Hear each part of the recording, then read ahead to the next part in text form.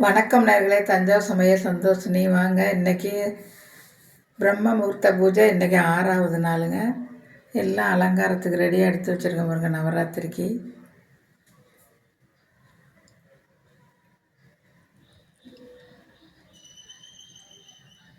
நம்ம நினச்சதெல்லாம் நடத்தி கொடுப்பாங்கங்க. அதிகாலை பூஜை